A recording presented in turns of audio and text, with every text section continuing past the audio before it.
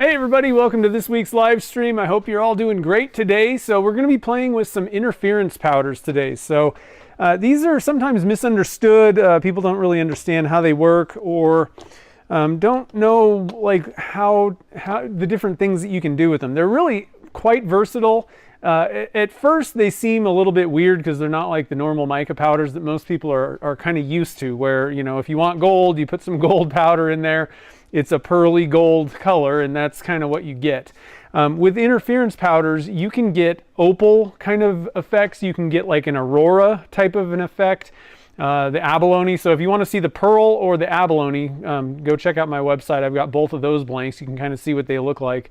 And I think that people are fairly familiar with those. But the way that these things work is they're kind of like they kind of start like a white powder, which let me go to the overhead, kind of show you what's going on with some of these things. I got a couple different versions of them, but as you can see, it looks white. It kind of looks like a white pearl, but if you look at the top of the lid, it's got some blue like tinting to it.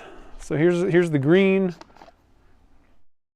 All right, so it's like a subtle color addition, but it's kind of white. And so this is a Pearl X. I like the Pearl X. It's pretty good. The P-Town Subby. I've got some of theirs. So here's like a gold. And you can see, like, depending on how you kind of... what's happening is it's how the light is like refracting off of the powder, the particles. And so in one direction, it's kind of one color. In another direction, I don't know if you're seeing that one, but that one's a purple, a violet interference. And pretty much you got 5 colors. There's red, blue, and green, and then you've got gold and violet, which, to be honest, is very similar to red. And these also are known as ghost colors. So Eye Candy calls theirs ghost because they're very spooky if you get the Eye Candy ones. The Eye Candy one is a little bit different. It's a little... I don't know exactly how to explain it. It seems a little whiter when it starts out. It's a slightly different, it's almost like it's like bigger chunks or something like that. But in general, it really kind of works exactly the same. So lots of different options out there. Ghost, interference, whatever you want to call it. That's what we're going to be working with today. So it'll be pretty fun. But so we know about how to get the abalone, and I actually have a video on how to do opal pearl effects, which all you do to make it abalone is add a little bit of black resin to that mix. Those are pretty common. What I want to do is kind of play around with adding different dyes with interference. And then the other thing that we can kind of play around with is if you go for the more translucent or realistically kind of like the transparent side of things and add just a very small amount of this stuff, then what you get, do I have an example? I think I have an example, sort of. Where's that thing? Oh, yeah, it's kind of yellowed at this point. It's not the greatest example. This is really old. I got a little bit of an example. It's not, like I said, not the greatest, but don't look at the yellowing of this. But if you look inside, there's just a little bit of like a haze of color, and that's what I call like an aurora effect. All right, and so obviously this is like translucent, like pretty much transparent. But you get a little bit of, you know, kind of different colors going on. And you can do this also with color shift powder. So like the Blurple, kind of the difference, like the color shift powders are pretty similar, I would say, to like an interference. It's just they have 2 colors, depending on how you, you know, hold it, how the light's hitting it. So anyway, that's what I was thinking about doing. I'm kind of running low on pressure pots, so I think we're going to do one batch today, but we're going to do a couple different like tests. So like half of them, we're going to try to go for kind of a lighter, like that transparent kind of color, and see what we can do with that. We can kind of mix a little bit of like color, you know, so like let's say that we wanted to do like a blue and a green. we could add that. This might actually be a really cool one to do, and just make it very translucent, transparent. Don't put a lot in it. This is the tough thing. I don't really know what a good, I don't do a lot of these kind of transparent things for pen blanks, because most people, I'd say most of my customers, and I was really focused like earlier on kit pen makers. There's, I think, more people that are making kit type pens, which means you got the brass tube. So these are a little bit more difficult to get. Like if you're going for like the totally transparent, it can be kind of hit or miss with a kit, because you got to drill the center out and then put that brass tube in. And you know, in those cases, you can either paint the tube, which I wouldn't recommend in that case. Maybe the issue with pen blanks that are transparent is if you paint the tube, that'll hide the brass, but you'll see that color. And then the issue is between the transparent blank and the colored tube, you're going to see the glue splotches. So that's one trade-off. Or you paint the inside of the actual blank itself, but then all of the kind of clear areas of the blank really take on that color. So if you painted it black, it would look like the clear resin was actually black resin, kind of. You still get the depth though. You still get that kind of see-through, but we're talking about a pen blank, so it's kind of minimal depth, and it's gonna totally alter the look of the blank. I'd say for like a normal 5-6 inch blank that has a lot of transparency, I'd say the best kit to make, or the best project to make out of that, is a diamond painting pen. That way you can, you're not drilling a hole through the whole thing. You're keeping the blank intact, and you get to see everything as it kind of looks in the blank form. For pens, like I said, probably the best looking way to go is to paint the inside of the blank on that kind of thing, but it's going to alter the look of the blank. You're not going to see transparent. You're going to kind of see whatever color you paint wherever the transparent areas are. But you will get, if the interference stuff with that background is going to pop out. It's going to be interesting, but it's not going to be exactly what you were expecting, is the only thing. And then, obviously if you go with the kitless route or bespoke pens, custom, whatever, that's a good way to go for transparent blanks. Now, so we'll do half like that, and I'll try my best to try and get the amounts correct. It's really hard, especially if you're not doing like a full batch, to just put a little bit in. You got to really sneak up on it and hope you don't go too far. But a little bit too far is not a big deal. You can kind of see what's going on in the cup. And then do the trick like for mica powders in the cup, mix it in, and then pull it out and kind of see what it looks like on the stir stick. That'll kind of give you an idea of what it's going to look like as a pen blank. Now for like stoppers or anything larger where you're going to keep the blank intact and it's fairly thick, then whatever's in the cup is going to be a pretty good representation of what the bottle stopper blank is going to kind of look like. Now, the other thing, we're going to go for some different colors. This is something that I haven't really experimented with a lot, but if you add blue, this is kind of a weird one, but if you added blue to interference gold, what the heck's going to happen? Frankly, I don't know, because I haven't really done any of that kind of stuff. So I thought that we would do some kind of crazy, funky mixes of dyes plus interference, and that might be kind of fun. We could add like, red to, I don't think red with green interference powder is probably going to look terrible, but red with red or whatever like that. And then another thing that we can do is try to play around with adding some white in there and see if it kind of picks up the transparent dye and colors it a little bit more opaque and does weird stuff. Lots of different things that we can do. So I think that we'll try to get, like I said, it's really hard when I try to split one. If I'm going to do, like, this is a 7 blank mold, if I try to make 3 pen blanks that are one way and 4 the other way, it really starts to get kind of difficult. I think I'm going to have to scratch that. We're going to have to do 2 batches, because I'm probably going to mess up all of them if I try to do that. So let's not, I'll just have to not make any more pen blanks today. I can do it tomorrow.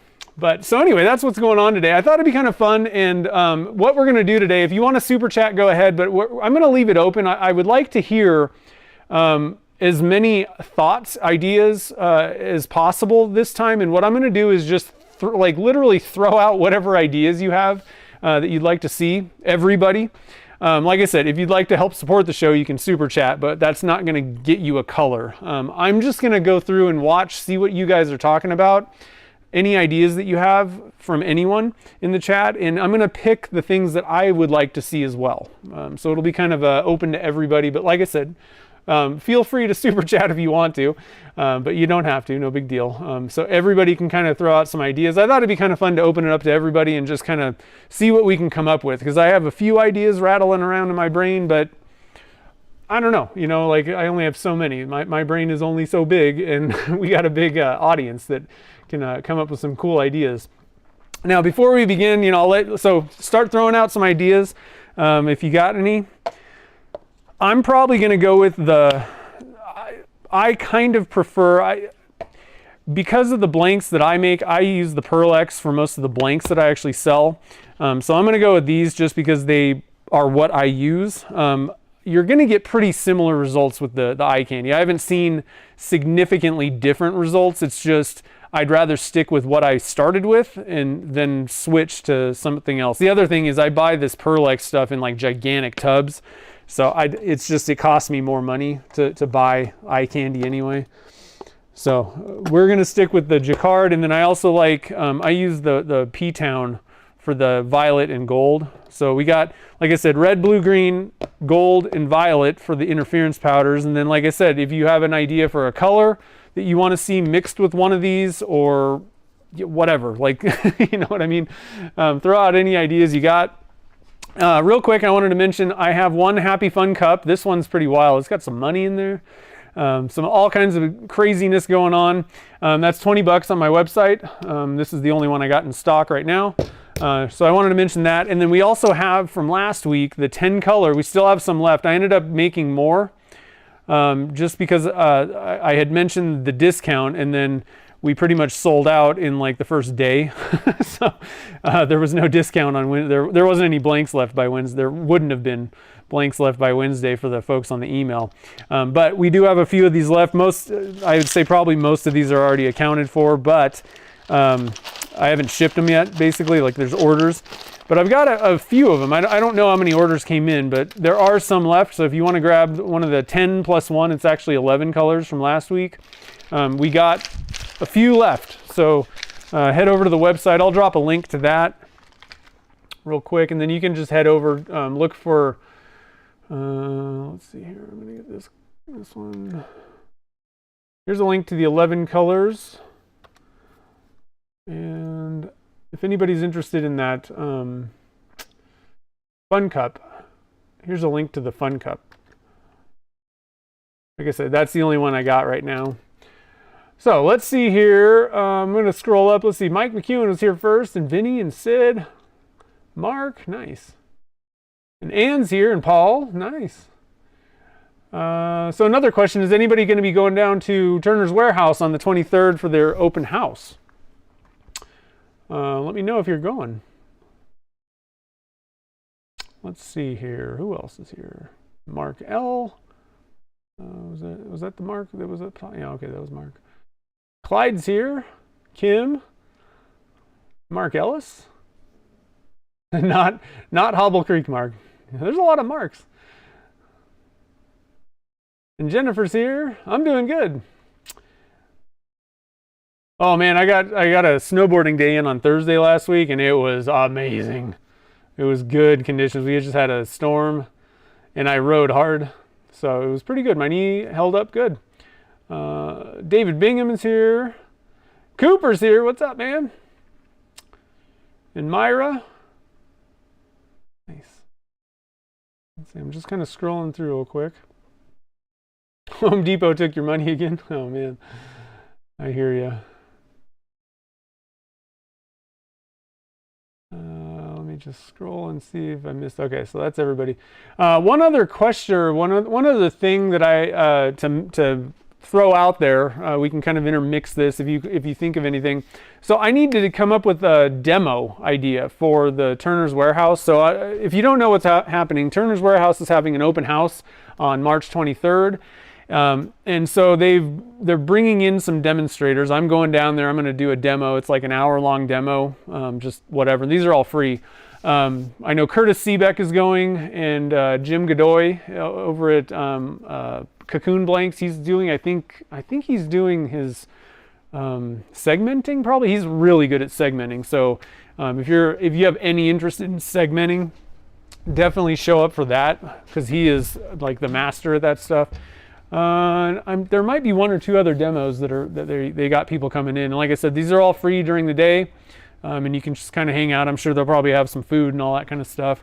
So March 23rd, it's a Saturday down in Gilbert. I was going to say Gibbs. I was like, it's not Gibson, Arizona. Gilbert, Arizona. So it should be pretty fun. But I don't know what to do for my demo. So if anybody has any good ideas, I don't want it to be too crazy. I got to kind of be able to. It can't be something that I need from my shop. Like I'm going to be in, the Turner's Warehouse shop, which they have a lot of stuff. Like they have a lot of things that I can throw in, burl and all that. But so if you have any ideas though of something that would be kind of cool, I'd lean towards pen blanks. I'd rather just do that, because bowl blanks and different stuff like that is not as useful to me, especially. And I don't know. I think there's probably going to be more pen turners there anyway. So if you have any ideas, let me know. I'd love to hear them. I always have a tough time. Like we do the live stream every week, and so I'm like, what haven't people seen, or what would be interesting right now that I could do that maybe people haven't seen? So let me know. So I think there was, let's see here. Hold on real quick. I think Paul had an idea.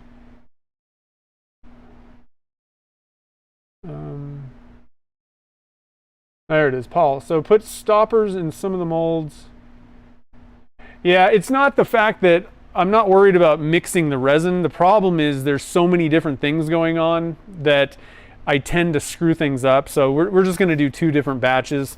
That way I can focus on, like, what I'm thinking is I'll probably do like a 3-color, maybe if we want to add white to it, 3-color with the more like dye plus interference powder.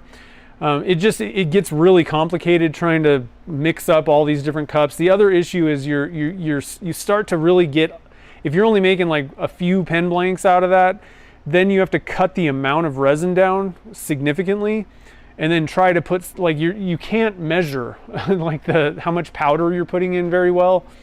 I don't even know if I could anyway, especially if you're doing that. That's one of the issues that I have. I mean, I got this like super tiny, it's called a smidgen, measuring spoon, but it's still way too much for if you're just putting, like, you have to just dust in a little bit. That's one of the hard things when you're doing very thin amounts and just trying to get that aurora effect. It's easier to do like a much bigger batch of resin, and that's the only color that you're doing. So just to kind of let you know, hopefully, looks like my thing is frozen. Hopefully it's not freezing up on us. Take down some drywall. Oh yeah, no problem, David. Yeah, with stabilizing, so David was asking about lotus pods, magnolia pods, cholla, and some other funky pods or something. I had never heard of that one. Cypress pods, about stabilizing them. And to be honest, I don't know. I've really kind of deviated from stabilizing a lot of stuff. I used to do it a lot, and part of the reason was I liked to like, this is a good reason to stabilize stuff. You're gonna have to dry out any material that you put with resin. All right, and so for me, it would be nice to just stabilize a bunch of pine cones and then have a bag of them, and I don't have to worry about, like, putting them in an oven for hours before I cast them. Like, they're pretty much ready to go out of the bag. All I do is just kind of stick them in the oven for like 15 minutes just to flash off any surface moisture. That's one of the reasons why I would stabilize a lot of stuff. The other thing is, for me, I'm selling blanks, and so you can get a little bit better, a little bit less brittle materials in some cases if they're stabilized. And I would prefer to have the least brittle or chippy, like pine cones can kind of be a little bit chippy. But I've kind of deviated from that because it's kind of a nightmare stabilizing a lot of those types of things like pine cones and all that. and like the benefits are really not worth the amount of money and time you're putting into stabilizing. It's not going to be that much better of a turn. Cholla cactus, definitely don't stabilize it. It just doesn't even absorb like any of the cactus juice. So I don't really see the point. And they turn just fine without stabilizing. So that one I would just throw out of there. Some of those other things, lotus pod maybe, but some of these types of things don't, like I said, again, it's not really absorbing. The material is not like spongy. And so it's not really taking on a lot of cactus juice. It's just going to make it more hard, maybe a little less brittle, but I don't know that a lot of those things are really worth it. So you can just dry them out and then cast them in whatever you want. And I think you're going to be fine just doing it that way, especially if you're just doing like a few pen blanks. It's just not worth stabilizing all that stuff, I don't think, in most cases. But you might, I mean, if anybody's kind of interested, you might try, you know, do like half and half. See what you think, you know, on certain things. Ooh, Paul's going to Turner's Warehouse. Nice. Sweet.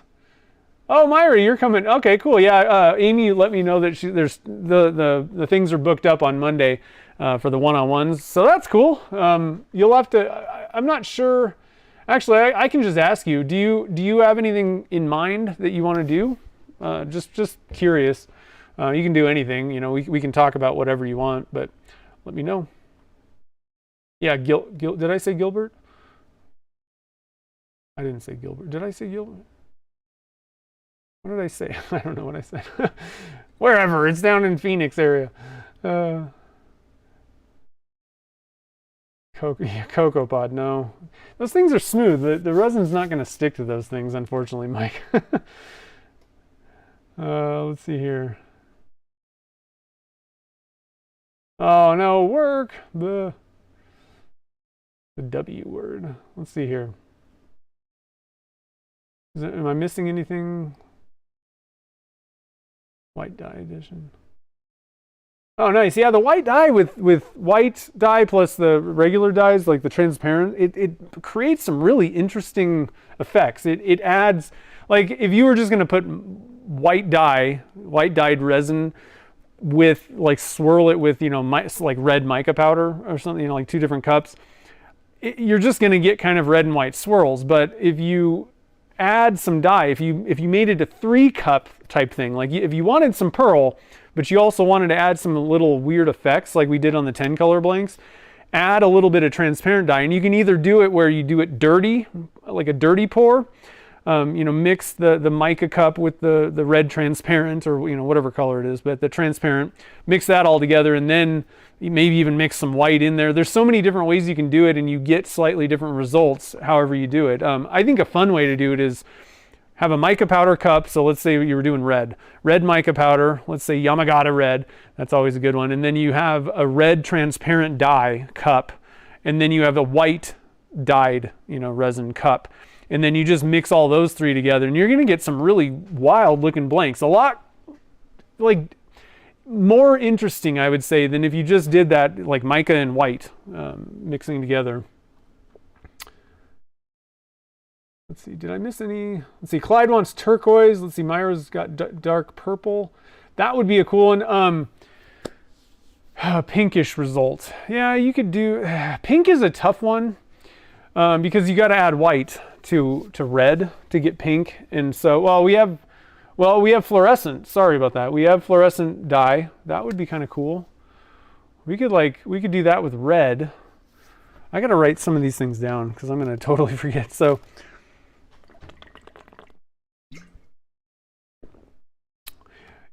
Blurple. I'm not going to do the like Blurple. We're just going to stick with the interference. We kind of know what happens with Blurple. A lot of times, I mean, I guess we could, you know, what would happen if you added red to Blurple, or the, you know, the blue to purple color shift. We could kind of think about that maybe, but I'd kind of like to keep it just these interference, just to kind of keep things on track here. We can do the like color shift powders another time, but it would be similar. I mean, you'd kind of be getting similar results because it's a very similar type of powder. The Blurple is. Okay, so dark purple. Let me find a, I don't need to write this. Actually, okay. I'll get my little notebook thing out and just write in there. And that'll be kind of cool because we can kind of see, if I need to go back, we can kind of look at what the other ideas were. 3-9, we're doing interference. So dark purple, pink. That's an interesting one. I like that. Turquoise. So, and here's another thing that I haven't actually tried is turquoise is an interesting one because, you know, like I'm thinking we'd probably get turquoise interference, maybe, if we added blue and green interference powders in the same cup. You know, like what happens if you add, you know, red interference and gold interference, mix them both in the same cup? Frankly, I've never done that before. There's all kinds of things you can do with resin and the mix-ins. Let's see, in white, think about that. Yellows. We are not doing UFO green. I hate that one. Sorry. If I could find what would be cool with the UFO green, it's just kind of a pain to have to mix that up and it just splashes all over the place. It'd be nice to find a fairly thin medium to like pre-mix. Like I think that you could probably just create a liquid dye out of that stuff. Like it just sucks as a powder. Like they should not sell it as a powder. It should be mixed with something. One thing I need to talk to somebody about is all of these are, you know, the way dyes work, it's a powder. I mean, they're all basically powders mixed into some liquid of some sort of a vehicle, they call it. And I think a lot of them are using, I want to say it's glycerin. I've heard that maybe, but I don't know what half of these things are. And what I'd like to find is a vehicle that I could just buy and then try out something like adding, you know, that UFO green to like glycerin and see if you can just make dye, basically, liquid dye. Purple with gold interference, that would be a pretty cool one. Purple, gold, int. Let's see, and then there was yellows.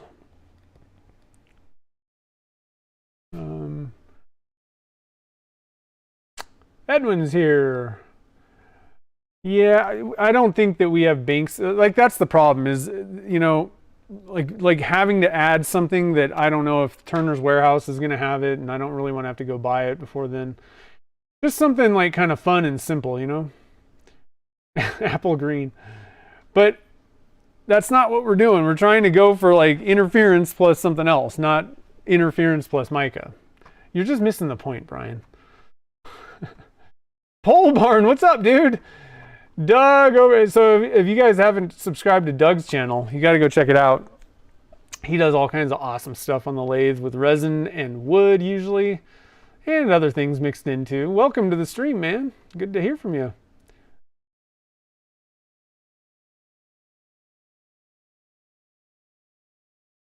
Let's see. In the Gatling mold, try a hybrid.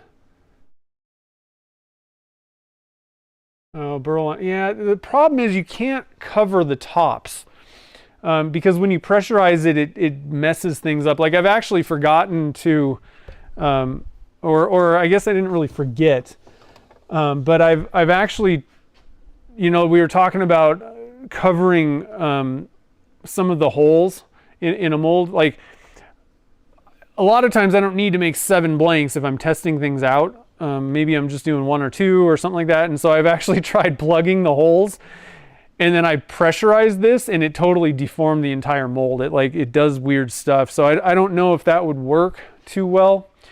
I don't know. It's a good idea, but I think in the Gatling mold that might not really work too well. You'd have to have like holes in them. Air bubbles and weird pockets of stuff, or you know, kind of get weird. I don't do label casting. Is that what you wanted to do for the thing? because I don't, that's not something that I really do. Chad is actually way better at that stuff.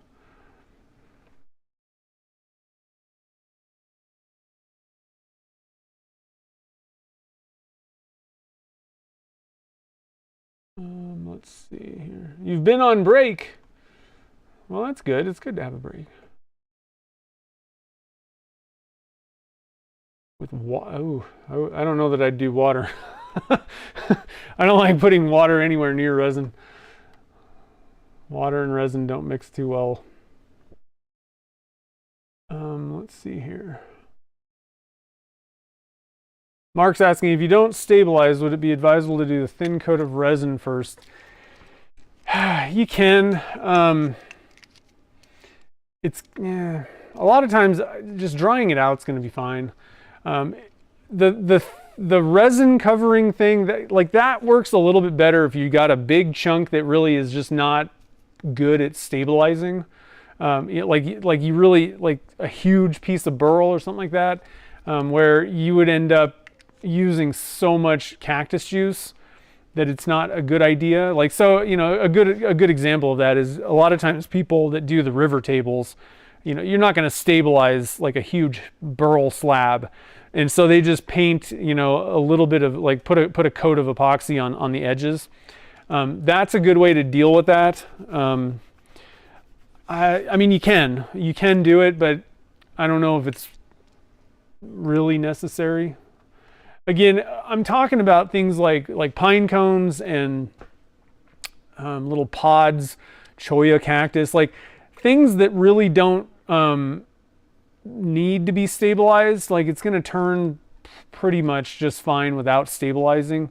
Wood is a good thing to stabilize. That's a good thing to kind of, your wood can be punky. Like, questions get brought up. Curtis Seebeck always gets asked, like, what do I need to stabilize? And really, you don't need to stabilize anything unless it cannot be turned. So like punky wood needs to be stabilized to cast and turn it. It just literally physically wouldn't work. So that's the only thing you really need to stabilize. There are some benefits to stabilizing. I like to stabilize burl just to make sure that the whole thing is kind of, you're bringing up like the hardness pretty close to the resin, whereas you can have kind of weird variations in some of the burls. However, I don't like, the Aussie burls are so dense that there's just no point in stabilizing it. It doesn't need it. And it's already hard enough. You're just making it like harder and kind of harder to turn. So let's see here. How to mix colors. That is something I can definitely do. Cool. Yeah, sorry about that. I've done like label blanks before, but they're not that hard, but I'm just not. That's kind of really outside of what I do. And frankly, if you want somebody to teach you how to do it, Chad is excellent at doing that kind of stuff. But I can definitely do like mixing stuff. Put already cured blanks in your mold. Well, yeah, but I generally just don't need to do anything with them. Like, the main thing is, I'm just saying, like, that idea of putting burls on both sides, I think that's probably going to cause problems with deforming things because of the pressure. If I'm doing those like tests where I only want to fill 2 holes, I'll plug them if I really feel like I have to, and then I'll just take them out before I and then put the mold in. So there's just nothing. You can put it in there with nothing in there. That's just fine too. Kim says, have some scrap failure blanks to fill the unwanted spaces. I don't have any failure blanks that are like that. That's a good idea.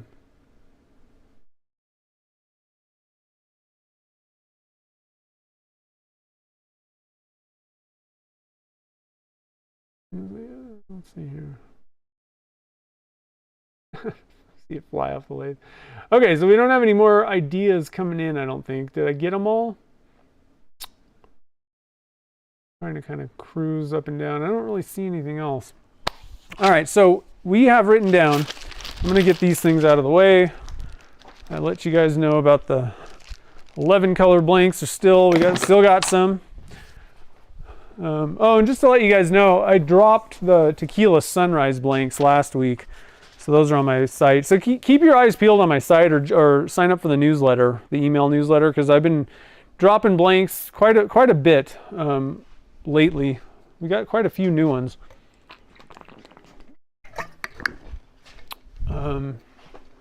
I'm terrible at social media, so I don't really tell anyone else except the email crowd. Okay, so let's switch to this overhead camera. All right, so for the first one, we're gonna do, like I said, we're gonna do dyes plus interference powders. I really like this pink idea, so I'm gonna circle that one. And let's see here. Dark purple, I think we kind of know what's going to happen there. That's not a whole lot different than black. Like, and a big thing with the interference powders, you know, like dark purple that's going to be very similar. Like if we added it to violet, it's going to be pretty similar to the blurple. It's just not going to have like a blue effect. So it's going to kind of do the same thing. So I'm going to knock that one out. Turquoise I like because the blue and green idea, just putting those two together, and maybe we can even add some kind of like a turquoise-ish, kind of bluish green dye to that. That might be kind of cool. And I'm going for the transparent dyes for the most part, except for the pink, which I'm thinking we do pink. So we're gonna do this one. We're doing fluorescent pink plus the interference violet. Well, I don't know. Actually, the interference red might actually work. I don't know. They're very similar, the red and the violet. I would say red is more pink. We're gonna do red. We're gonna do interference red plus interference red. I think that'll work better. All right, now, like I said, I like the turquoise idea.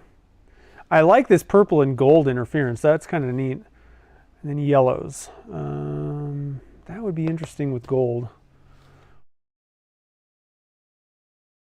So let's do...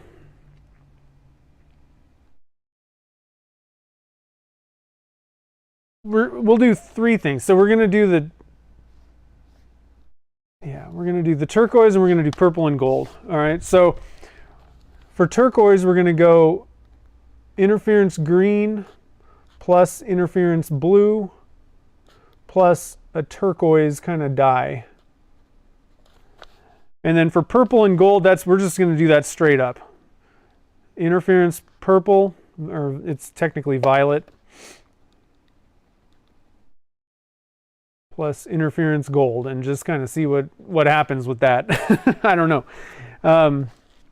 And then what I'd like to do is we're just going to dump.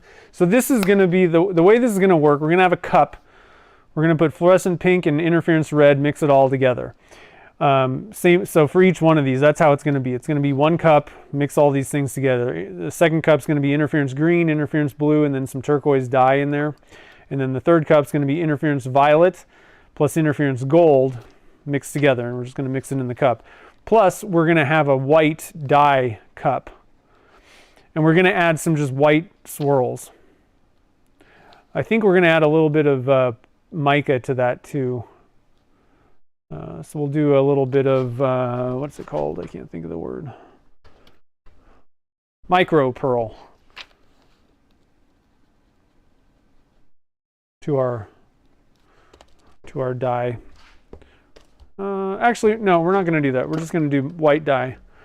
I don't know if that affects, if you put mica powder in, how that affects, that idea of trying to get a little bit of that color bleed together with your like turquoise dye, the transparent dye. So I'm just going to leave it just dye.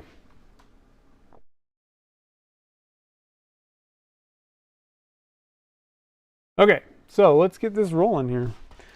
So number one, and then I think for the second one, I'm just going to throw together I'm going to try to get like that aurora effect. Now, one thing I also want to mention is You know, you can get that kind of aurora effect with interference powders, but you can honestly get a kind of aurora effect, the same kind of thing, with just mica powders. If you just put a very small amount, you can get some kind of like red kind of stuff. So you can go like I said, kind of an aurora effect, but also like if you're thinking like spacey stuff, you know, dust clouds, you can pretty much just put a very small amount of mica powder in and get that kind of same effect. So there's lots of different ways. And then one other technique is you can, rather than like if you had a cup, you know, and you had like 100, 200 grams or whatever of resin in there, putting a very small amount of mica powder in that cup is one way of doing it, but you can also just actually go for a small cup. Like I have these little, this is kind of a better illustration. So you could just put some clear resin in there, fill up with some interference powder or mica powder or whatever, mix that in there, and then actually just kind of dump a little bit, where that way you've got like trails, like it's kind of like two separate things, where you have clear maybe, and then you have interference or mica powder, and it's kind of swirled in, but it should hopefully kind of stay a little bit more together, especially if you wait till it starts thickening up. That's really kind of combining two different things, and you can get these kind of weird swirly, colorful swirls in there, rather than just trying to mix in a bunch of little particles in a large resin cup. So there's like different ways of doing this stuff. I just wanted to kind of mention that. Okay, so number one we're doing, and we're going to go with the Gatling mold. And these guys are available on my website under the silicone mold heading. We're going to do, let's see, these take about 400 grams or so. Should be enough. And we're doing 4 different kind of color things. So we're just going to split it evenly. So 100 of each.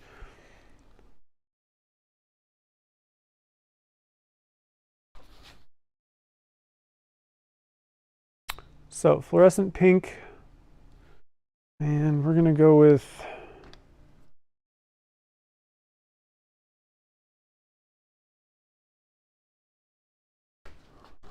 about, I don't know, we're going to have to kind of, this is the thing, is we're kind of in this territory where I don't know exactly what's going to happen, but I don't know how many grams. I'm going to kind of play around with how much of the dye we're putting in. But we're going to also do interference red, and these we're going for more like solid colors. So I'm going to try, let's see here, let me look up, 1/4 into 1/50. Okay, so I think a ½ teaspoon of interference red should be pretty good. That's a good amount. The second cup is going to be interference green, 1/4 teaspoon, plus interference blue, 1/4 teaspoon. So that totals a half. And then with both of them, plus like a turquoise dye. So I kind of, let's see here.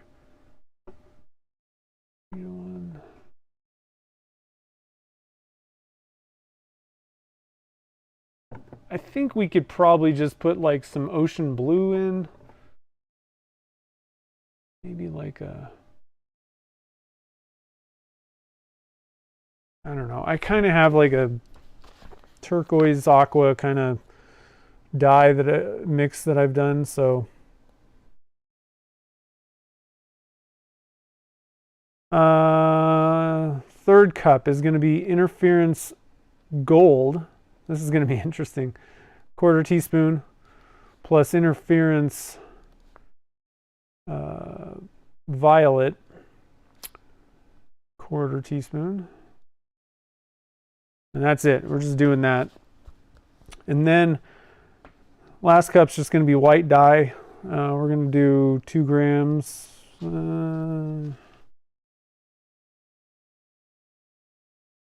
Yeah, 2 grams of white dye. Okay, so we got the first one ready to rock. And then we'll just, like I said, I'll just kind of wing it with the Aurora thing. 2 to 1, let's see here. Blue and green plus this dye. red and pink. So we're doing, this will be kind of cool. We're also doing kind of different, we're doing all the colors here too, which is kind of neat. Boom, boom. Put that up there. Okay, let me get some gloves on. Mark, so many Marks. How's it going? Hey, Barb's here too. Just in time, we're getting started. We did a lot of talking and theorizing and having fun. Waffling, as they like to say. All right, so 1/4 teaspoon of gold, and this doesn't have to be like super perfect, like whatever. It just gives me a reference, an about, if you will. And I'm just gonna grab my air nozzle and blow this thing out, so I don't have to just waste paper towels wiping it out each time. Okay, so we got our gold, and we got some violet. This is gonna be weird, I think. I don't know. We'll have to see how this goes. It might almost act like a two color, like a blue to purple, like a color shift kind of thing, maybe. I don't know. I don't exactly understand what the difference is, you know, between like a color shift powder and interference. I don't really truly know exactly what the difference is between those two, how they work, but all right, so a 1/2 teaspoon of red interference.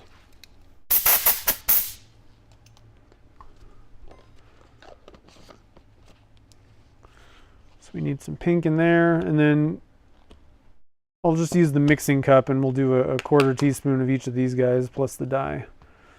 Okay, so I don't need the red anymore. Put these guys away for now. Get them out of the way. Okay, so again, the purple and gold, we're just leaving that as is.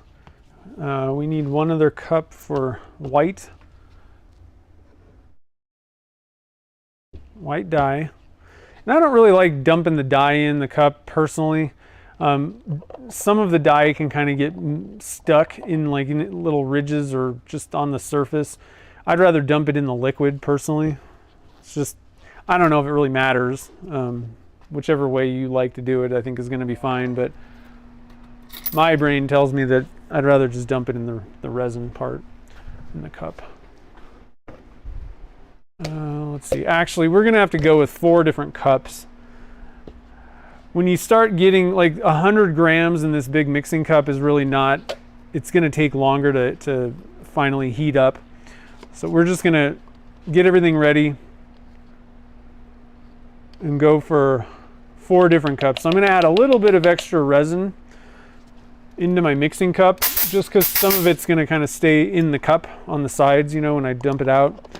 So just to make sure we got enough, I'm going to mix up 210 grams of each color, just to account for anything kind of sticking to the sides of the mixing cup. Rather have too much than too little. It always seems to work out better. Okay, put that away. This goes with this. Okay, so we got our 4 cups. Let's get our mixing cup done with this thing. All right, so like I said, 210, and that's just so that we have a little bit extra in the mixing cup to account for the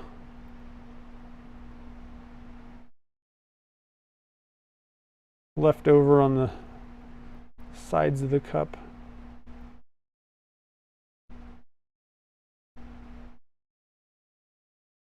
All right, 210, a little over, no big deal.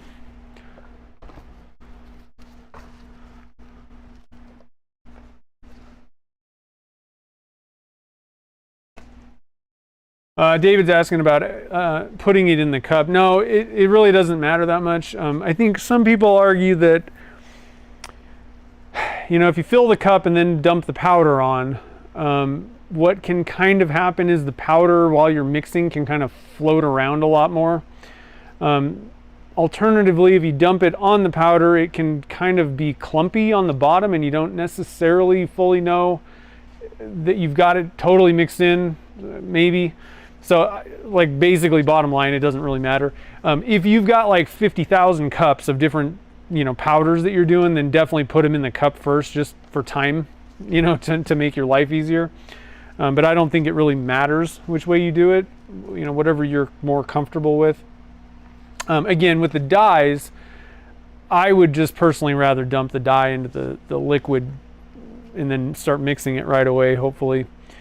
Just so that you don't, what I don't want is like unmixed dye to be stuck and then I'm like dumping that out, because that's not particularly awesome. So that's just a personal thing though. I don't know if that's really a problem or not. It's just, I've always done it, where I dump the dye in the resin. So in my brain, it just makes more sense. You can do it either way. Or if anybody's ever run into a problem one way or the other that I've never seen, let me know.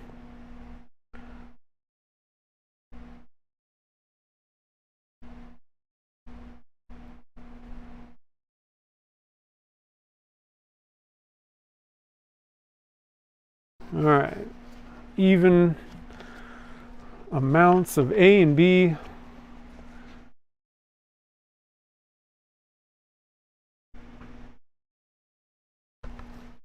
Okay.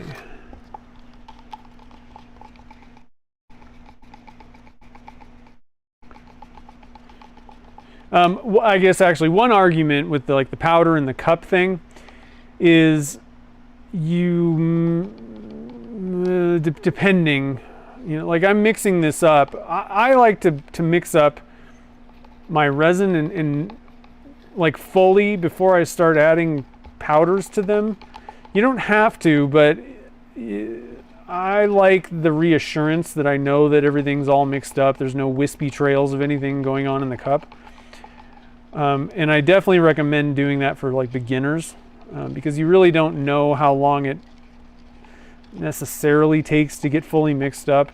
And if you got big clumps of unmixed resin, that's going to cause problems in your blanks. It's not going to cure. And it could remain liquid after it, the rest of the stuff cures. So I recommend doing it that way. In this case, I'm mixing in a separate cup, but if you some people will mix in let's say you were doing 2 cups. Some people will maybe put in their mica powder, mix it into the part A first, then dump the part B, which will save you even more time, but there's no great way of telling if you've mixed up the resin fully. For somebody that's experienced, even for me, it's not a problem. I know how long it takes to mix and things will be fine. But because I do things like on YouTube where people that have never done this before are watching, I prefer to just kind of keep it that way. And I like I said, I like knowing that I can look in this cup and if there's stuff that doesn't look mixed up, I got to keep going. I got to mix that in. So I like the reassurance, but I also don't like to just do things a certain way because I have experience and then, somebody that's a beginner is like, well, that guy did it. Why can't I? So try to, give people the best shot at getting good results off the bat. All right, so I got to measure these out. We're going to do, and you wouldn't necessarily have to measure all these. You could kind of just eyeball it probably, but I'm just gonna measure it. Then I don't have to worry. Got 100 there. In fact, I'm gonna dump in this dye right now, just so I don't forget or anything. And I need, let's see, we're gonna do, oh, we don't know how much yet. I'm gonna do a gram. Okay, I'm gonna do this later when I can actually just kind of focus on. I want to get the resin in all these cups first. Sometimes you gotta. I should have used smaller cups. That was silly. It's going to take longer for this stuff to get to the temperature that I want. Oh well. Wasn't really thinking.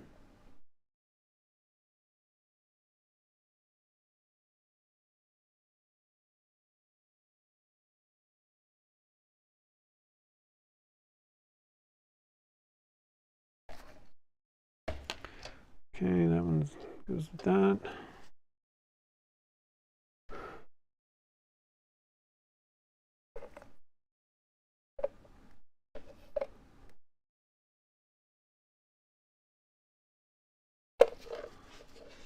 Okay. Just leave that there. We'll put our white in while it's sitting there. We needed 2 grams of white. I'm a little bit over on my amount, but 2 grams is plenty. Oh, went over a little bit. It's fine. We got that going. This was green. Okay, so so I can mix in purple and gold. Let's see how this goes.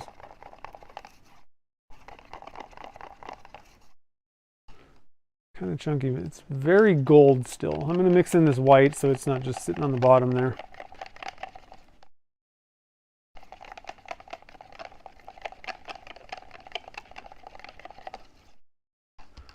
Okay. And I want to kind of sneak up. I want to play with, because if I just dump a ton of dye in this, you know, that's one thing.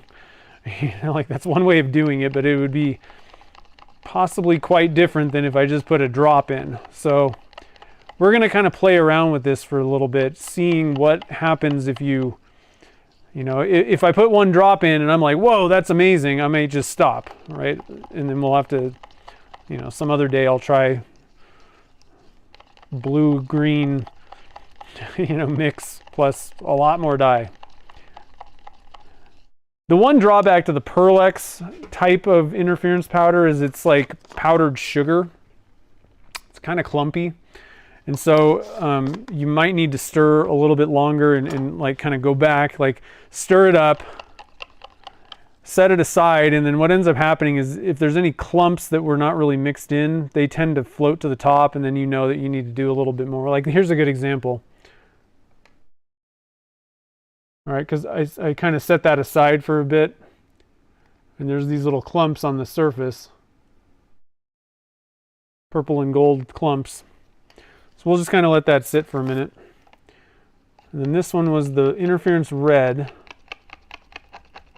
And this is one of the reasons why some people would just like pour part A in each one of these cups and then mix in. See, the thing is, if you know, the part A is never going to cure. So you got the clock is still fully open. And the part A, when it comes, this is not going to, part A for Alumilite Clear Slow, which is what I'm using, is thinner than the part B. And so it's a little bit easier to mix in kind of a clumpy powder into thinner viscosity liquids. So that gives you a little bit of an advantage if you wanted to do it that way. It's just kind of a pain though if you're starting with part A in, you know, 5 cups, 4 cups, whatever.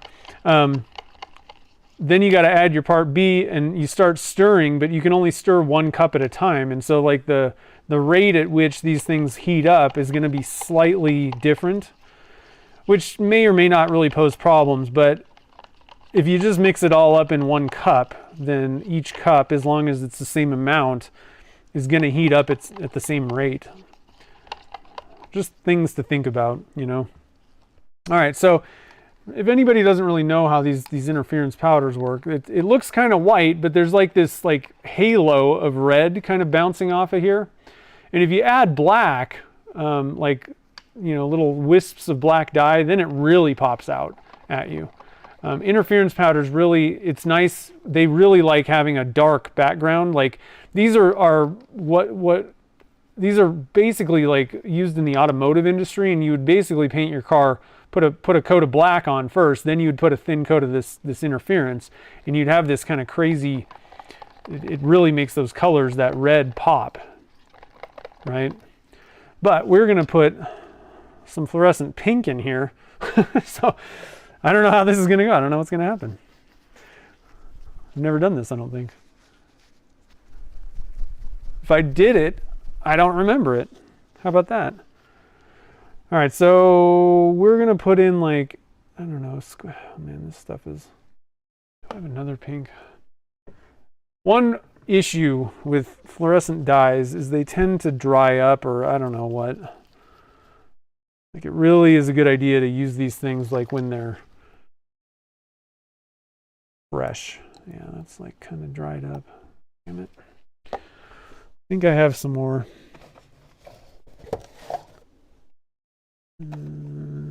Somewhere. Where is it?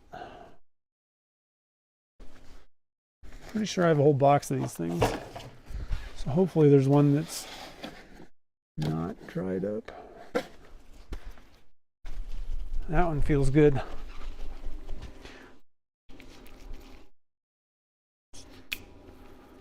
Bear with me for a minute here.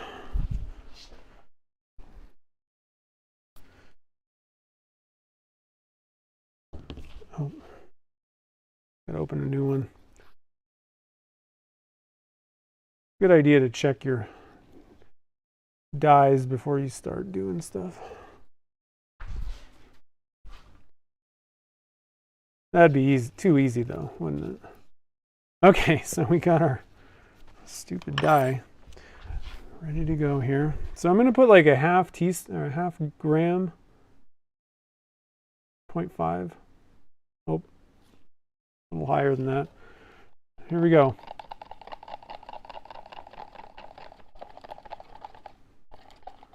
So it's really just kind of made it like a pearly.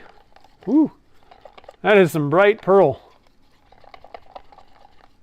Should have started a little bit lower than that, but hey, if you want hot pink, this is not a bad way to go. I don't know that this would be a whole lot different than just adding pink dye to like a pearl white. I think that might be very similar.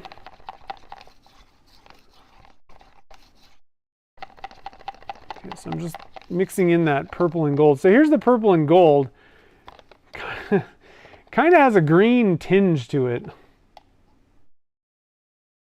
I don't know. It's definitely green. That's the color that's coming off of this. So mixing these two together does something. And this one does look kind of turquoise-ish. It's definitely not the same color as just the blue or the green. And you could kind of maybe adjust how much of each color you put in there to get a slightly different look. So we're going to put 1 drop of this. It's a blue-green. I'm going to put 1 drop, mix it in.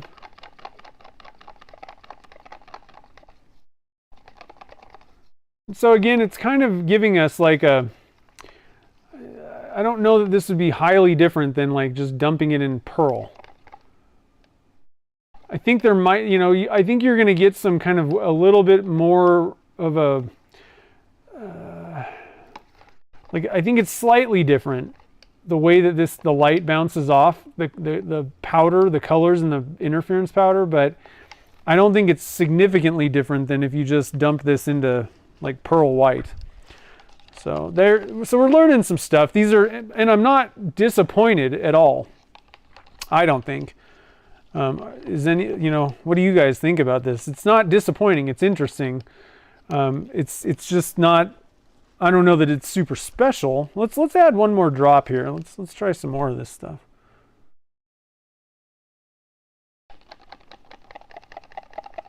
See what happens. Yeah, it's not really. We'd have to probably put a lot more in to significantly change this color. So let's just kind of leave it there. It's not exactly turquoise. It's more of like an aqua, which I think is maybe what that dye was a little bit more. One thing we could do is like we could try to add some more just straight blue. Let's see what happens if we add this is that ocean blue. We'll just add 1 drop of that. Let's see if that makes it more blue. Definitely makes it more blue. It's a little bit more in the turquoise. It's still kind of aqua. So you can maybe try like an ocean blue, and that might bring you more into the turquoise realm. I think these things are getting warm. I think they're getting about to the point where we need to dump them. Oh yeah, we're at 97 degrees. I usually pour around 90, 95. Not a big deal. So I'm just gonna do like I normally do. I think these are gonna be pretty cool looking. I don't know, but this gold, it's kind of weird. Like the gold and purple, it's like it has a gold tint to it in the cup, but then it's got like a purple or like a greenish kind of aura to it.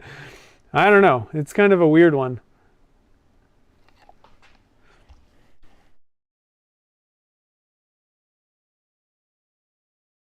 But I don't think we're going to be disappointed in these blanks whatsoever. I think they're actually going to be pretty interesting, and it's definitely not something I would have concocted on my own, you know? That's what I like about these streams, is you get to kind of put some weird things together that you probably, you know, wouldn't just be like, you know what I think I need to do is put purple and gold interference powder with pink and aqua plus some white, you know. I don't think I would have come up with it personally. Now, another thing to kind of think about is how these colors play with each other. So I was saying that the interference, you know, gold and violet kind of has like a green tinge. It's kind of weird. However, when you put it with pink and white and all these other weird kind of different colors, that may, you know, the final pen blank may be, you know, like really a lot different. Like you're looking at one color in a cup and that's one thing, but the final blanks may be kind of, I don't know if I want to say like completely different, but that interference gold and violet may do some fairly different things than just looking at that in the cup. And I'm gonna do a full swirl with my swirly stick here. Get it nice and swirled up.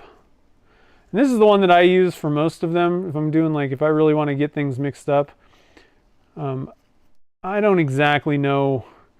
It seems like if you have a hook on the end, that does more than if you just stick a straight stick down in there. I find that, you know, without that little hook area on the end, you don't get as much kind of, you know, circular or, you know, like twisting patterns. It's a little bit more just kind of an up and down kind of swirl together in the final blanks, it seems like. I don't know though.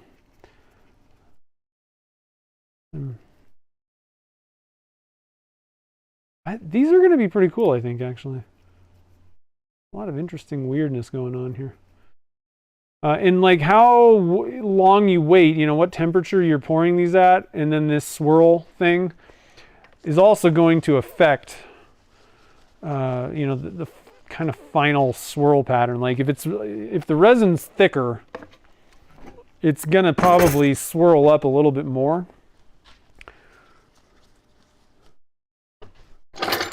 I would imagine.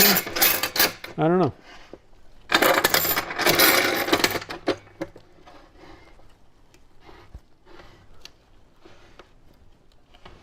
Okay. And then we got a happy fun cup here with all kinds of things going on. This one's gonna have some weird stuff going on in it. Purple gold interference, check.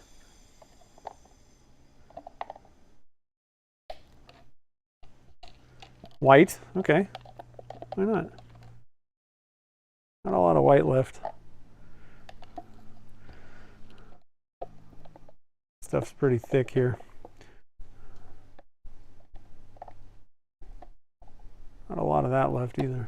A little bit more of the pink left.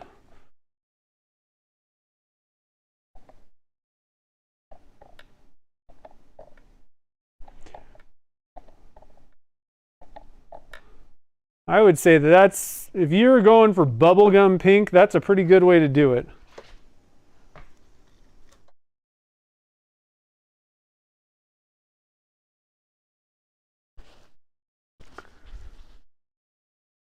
All right, now I'm just going to wipe these off real quick so that I can reuse them and not have to make more.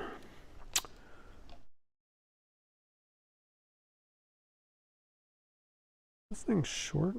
Oh, a shorty.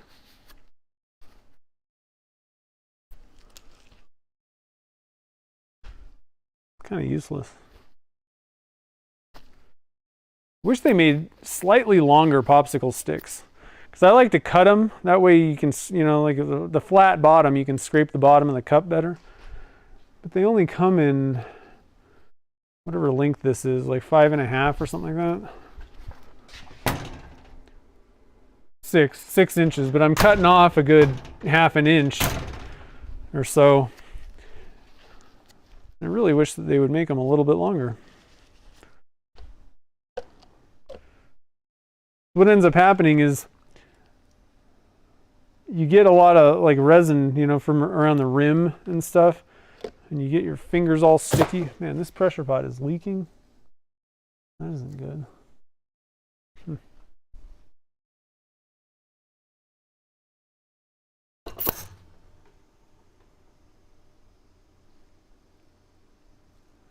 Well, I'm gonna have to keep an eye on that. I'm hearing a leak on my pressure pot. I think it's the lid. Huh.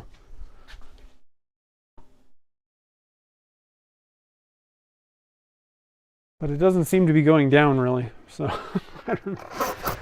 Hold on, we got a little bit more cleanup to do here. Got to get our original mixing stick cleaned up. And I don't know if you guys saw Mark over at Hobble Creek. He's got a little cup of alcohol that he dumps his mixing sticks in when he's done. So that's a pretty cool way to do it. I tend to kind of just wipe everything off. And I don't think I'd want to just soak wooden popsicle sticks in alcohol, you know. He uses like a silicone spatula. That's a good way to go, and I like the idea. I just I've been using just like popsicle sticks or, you know, plastic sticks for so long that it feels weird mixing with something different. So sometimes, you know, just, I don't know. Gotta go with what feels right. All right, so let's see what you guys. Yeah, gender reveal. That's funny. Yeah, tropical exotic fish. They're going to be kind of weird, I think. Kind of cool looking, though.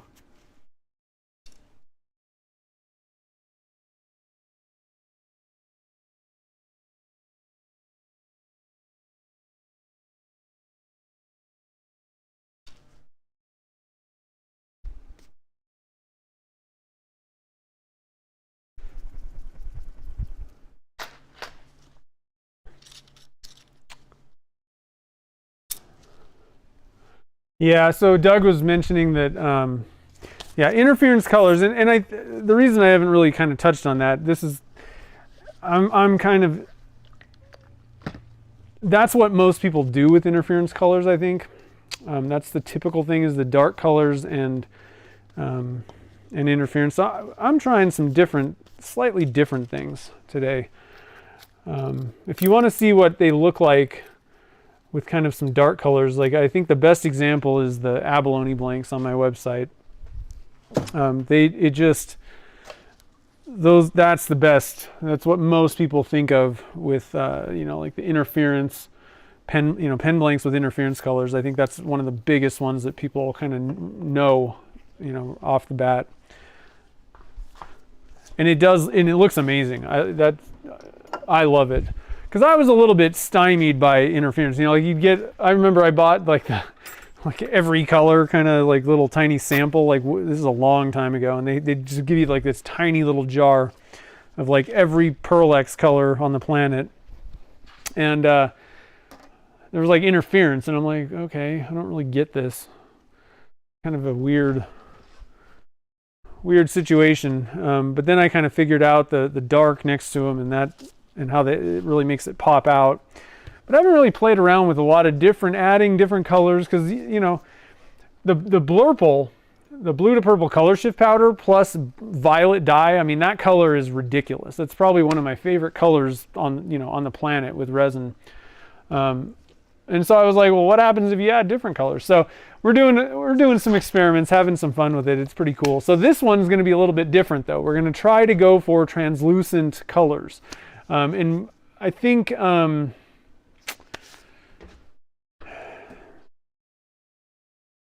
question that I have is, I had mentioned that you can kind of add, you can go for like you could either go for like clear or like a transparent, like red or something like that, where it's definitely see-through. Red, yellow, orange, blue, you know, putting very small amounts of blue in.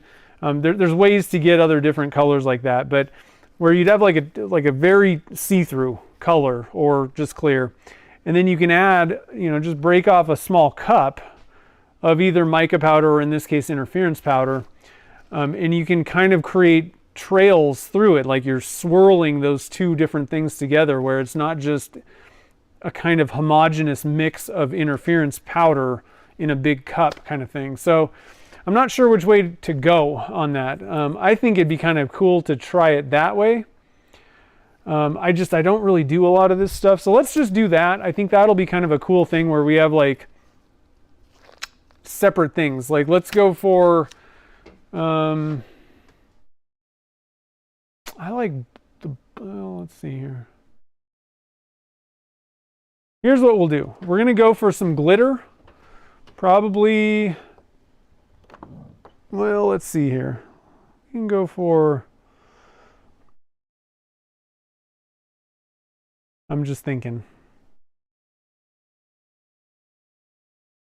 I think we'll go with the chunkier Starlight. So we're gonna have a cup. Like I would say like the majority of the blank, we're starting off kind of with the canvas of clear resin with glitter in it. Maybe a slight tint to it, maybe. But we're gonna have, that's the majority, and then we're gonna break off some smaller cups that have some interference powder. So I'm thinking like we could go with like I think the blue and the violet. I think that's a good way to go. With Starlight, glitter, and clear. I think we're just going to cap it right there. And we're just going to put some micro Starlight in with the interference powder, because, I mean, honestly, everybody loves micro Starlight. That's kind of cool. I just came up with that just now. Okay, so let's get a Gatling mold. I'm going to stop and read some comments real quick here, though, before we get started. One thing that I also want to mention is I'm going to be updating. So if anybody's bought, I'm going to get rid of these gloves because they're all sticky. And I need a drink. If anybody's bought the Philly pinstripe blanks that I sell, I'm going to be updating those in a little bit. So far I've been using this kind of transparent red. It's the 3D printing resin. And I gotta be honest, it's too transparent. If you don't paint the tubes red, or maybe black would probably work too, but red would probably be the best, then you're really, it kind of disappears. So I'm gonna be switching that over soon. I just wanted to kind of mention that. I'm gonna start going with a red solid color resin. Just something that I've been working on.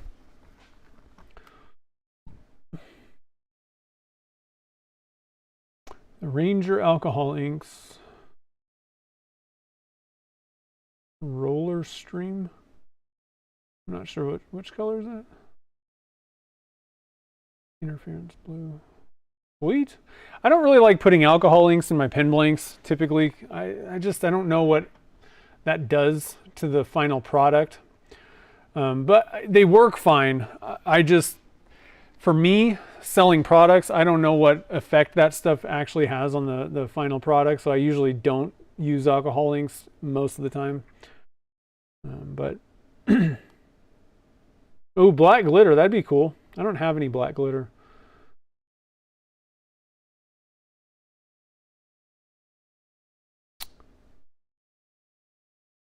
Sorry, just scrolling up. What's going on here?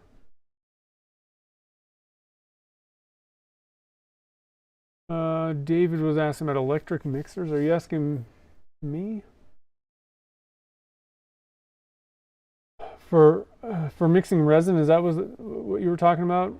The problem is, if that is the question, there's nothing wrong with electric mixers. The problem is you have to scrape the edges and the bottom of the cup. So to me, if it's a rotary style, you can get away with it a lot of times. Like I actually have some small paddle mixers that you would just stick in your drill. And these would probably be okay. You still might want to take like a spatula or a stick and give it just make sure that you're really getting the edges. But they sell these little tiny guys that would fit in, a cup like this quite well. So you could use that, especially for people that have issues with like wrist problems, if you got arthritis or whatever, any issue that may cause problems stirring resin up. I think those would work.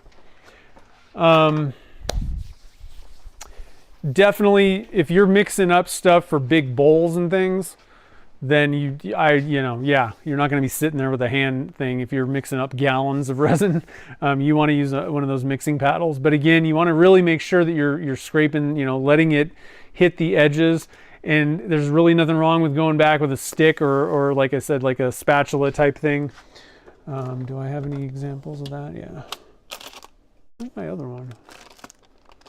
So you can buy something like that, or just like a normal like spatula type deal. But where I kind of draw the line is there's things like this, and I've never even tried this because I just it's kind of hard to get it to. Let me go to the other camera because this is just not. There's too much light bouncing off. So something like this, I don't think this is worth it. I don't think that's going to do anything. I haven't tried it. That's why I bought one. It was like super cheap on Amazon. But you're just there's not enough like mixing going on. It's just kind of vibrating, right? So that's where I'd say I don't think so. For resin.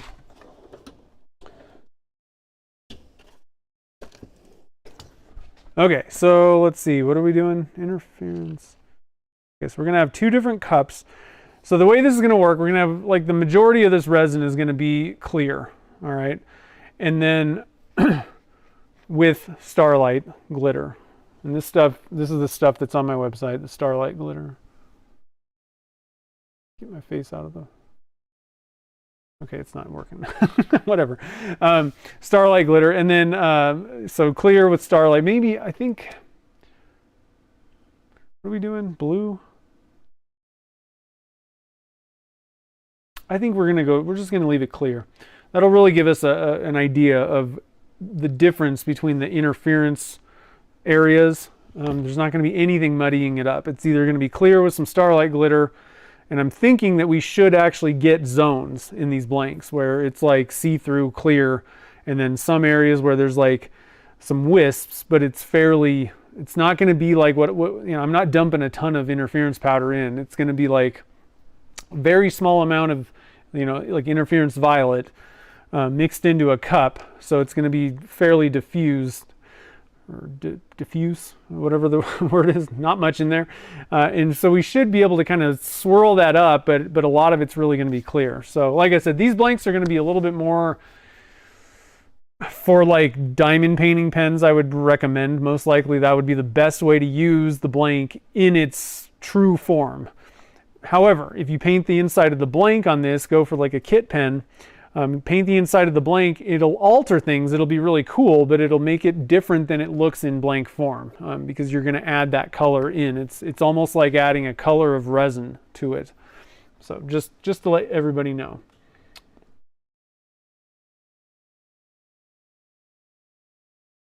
Color is stream. Oh, I never heard of that. Cool. I'll have to check those out though.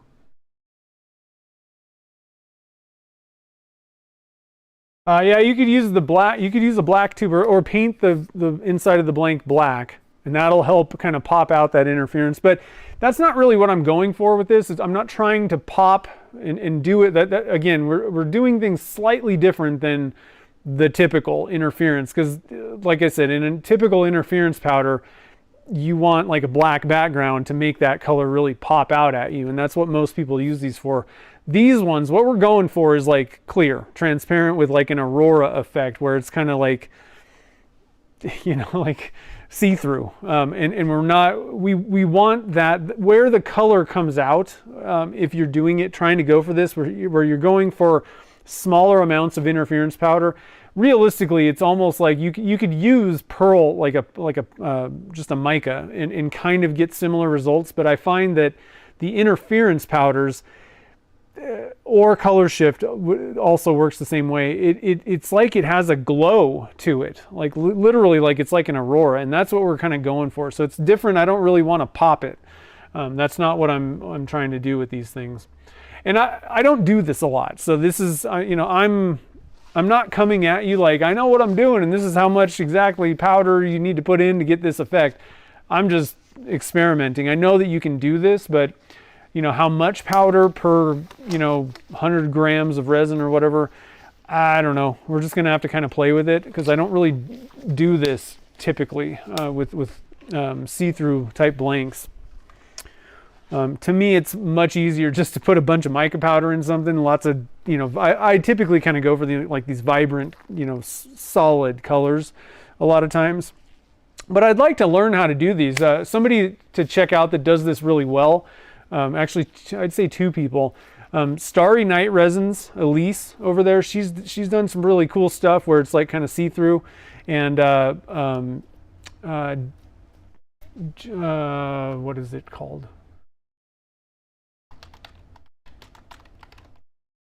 Hold on, I gotta look something up real quick.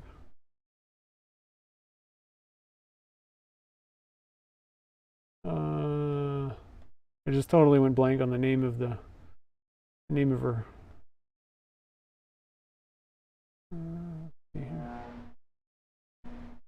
Stormwind blanks. Stormwind. She does awesome work with, you know, very transparent or translucent things. And so I'd like to get a little bit better at it. I think that especially for bespoke pens, it's really awesome. Having, you know, it's like the demonstrator where you can kind of see in the pen itself. Harder to deal with. You got to like sand the inside if you really want it to look good, which is not particularly fun. Another reason why I don't really do that a lot, because I don't think I want to sit there and sand the inside of blanks personally for pens like that. But they look amazing if you do it, you know, well. If you have a good looking blank with that kind of transparent and some interesting funk going on, whether it be kind of glitter or like an interference, a glow, or even mica powders, just some colors and some glitter.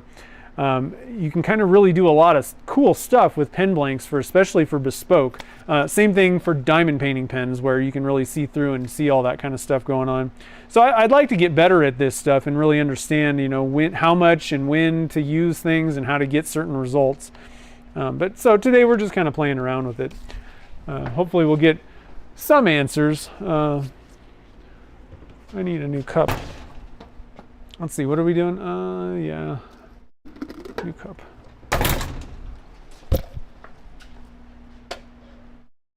Okay, so zeroing it out. Let's see. I need to write down some notes. Is there any other questions? No. Okay. So number 2, we're doing. Let's see here. So same thing. Pen blanks for the Gatling mold size. We'll do, and we can just do 400 this time. 200 times 2, because I'm not going to have a bunch of cups. I'm going to use the mixing cup as the main, keep that kind of the big amount. The question is how much, and this is, like I said, this is new territory. I don't know exactly how much. We're going to need enough kind of thing. Like, it's not going to be like, I was kind of showing you that super tiny cup. we don't need like a super tiny amount. We need a cup of, you know, resin, but I'm thinking like 50 grams. I'm just gonna maybe throw that out there. 50, 100, that'd be 300 grams of clear. Maybe 75, 150, and then that'd be 250.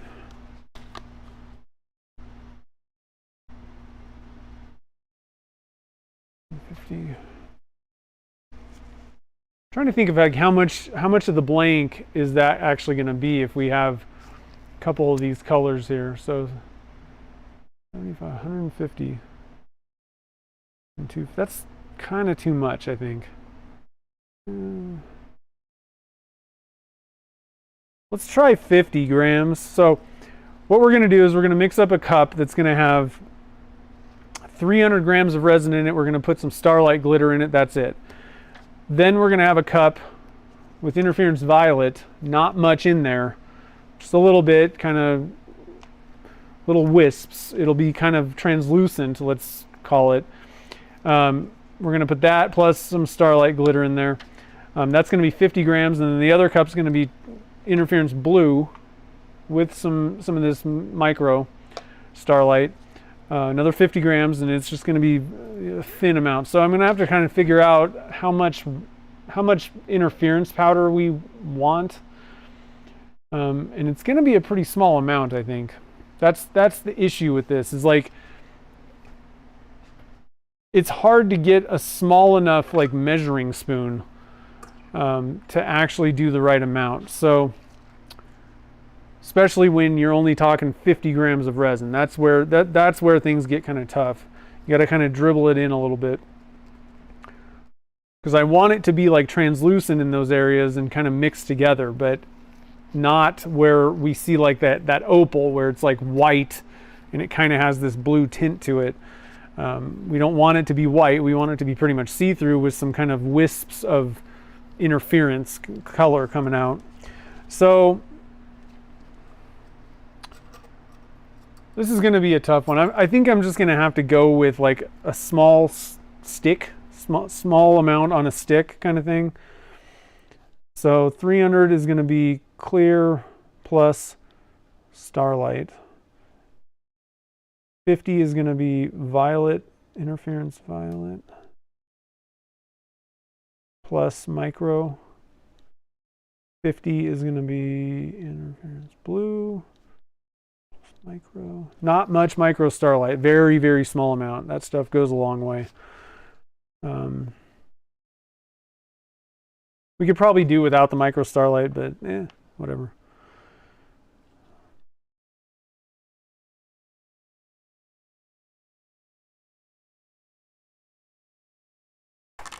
I wish I had, I don't know, we could try the smidgen. I bought these little, it's like a super tiny mixing spoon thing.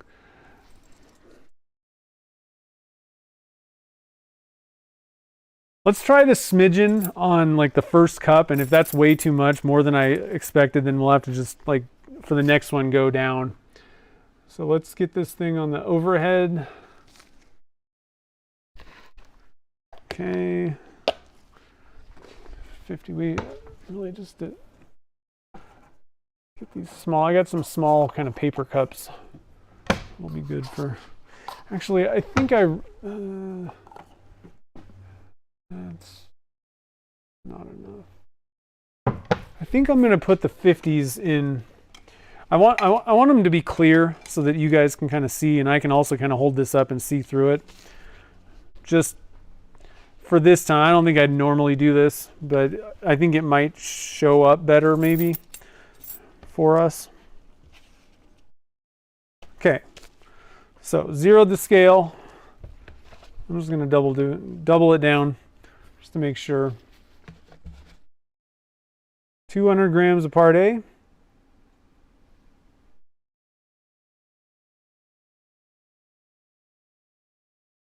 And in this case, these blanks are going to be clear. And so this is one of those cases where, and I want to stress, everybody listen up. I'm going to add a little extra part B to this mixture. Now this only goes for Alumilite clear slow. That's the only resin that I recommend doing this with. Don't do it with Amazing Clear Cast. Don't do it with any other epoxy or whatever. It's just a Alumilite Clear Slow. If you're going for a dead clear blank, I tend to recommend adding no more than like a 0.5 to 1% difference. Generally, you know, in this case, I'm going to add like 3 more grams of part B. So 200 and 203 grams of part B. 200 grams part A, I put in there. 203 grams part B. It just tends to help keep it from blushing, which is like a white haze that can happen. Typically, it's only going to happen on very small pores. However, there's no harm in this. It's going to be okay. I don't recommend doing this on a normal pour, but if I'm ever doing clear things, transparent or clear, I usually do just add a little bit of part B, because if you get blushing, it's going to kind of, there's nothing wrong with the blanks. They're, you know, structurally they're fine. They just look, if you're going for clear and you got white streaks in it, that's not what you wanted. And so it's because Alumilite Clear Slow, it's meant to be poured in large amounts at once, like 32 ounces and more. And to be able to do that, it doesn't heat up as much as normal resins, like most of your other resins out there. Hold on, I gotta focus on this real quick, then I'll explain. I'm gonna add just a little bit more because I was like 200.4. There we go. So it doesn't heat up as much. That way it doesn't overheat when you're pouring large amounts. And there's nothing wrong with pouring it in small amounts, but it doesn't generate a lot of heat on its own. And so it can cause, one of the things that can happen is it can blush, where you get these white streaks. Usually it's on the surface, but a lot of people used, like I don't recommend using Alumilite Clear Slow for label blanks. It's just not, it's not a good choice. There's better alternatives. I typically go for epoxies for that kind of thing, where you have a long working time. But if you're going to go for one of the Alumilites, just do the Alumilite Clear Regular, like the faster setting one. Like I said, I'd actually go with like liquid diamonds. I think that's a better resin to use. You get longer working time. It's very clear. You don't have to worry about blushing. So, but for pen blanks, you should be fine. It doesn't hurt to add a little extra part B if you're doing translucent or transparent blanks, just to make sure. So hopefully you guys are all listening to that. Like I said, do not do that with don't be messing around with your mix ratios on your resins. This is a very specific case.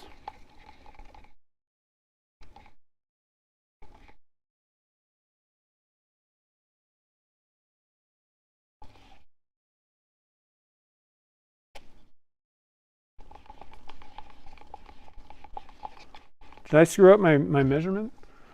How much resin? No, 200. 200. I don't know what 225 was.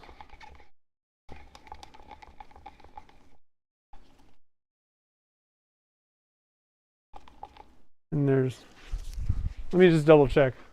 Sometimes I get to talking and I screw up stuff. Should have been 200 and 203. Yeah, 400. Okay, so I did that right.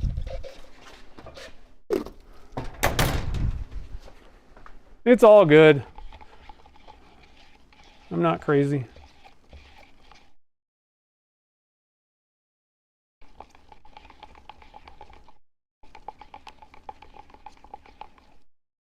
Now, you could maybe do this without messing around with, waiting for certain temperatures and stuff, where you almost kind of want it to kind of bleed together a little bit more. I don't know. I'm gonna do like the temperature thing and try and keep it a little bit more like kind of separated a little bit more. Maybe. I don't even know if that's actually how this is gonna totally work out, but we're gonna try it, see what happens. We want 50 or so. 50 grams or so. I might do, yeah, that's fine. I'm gonna do 55. That feels better. Doesn't that just feel right? Or 57? Whatever. Close enough. Oh, that's way over. I got excited there, guys. Don't worry. I'm going to fix that one. 57 I can handle. 71, nope. Okay, 56.6, close enough. All right, now we're going to go for, and you don't need a lot when you're doing transparent.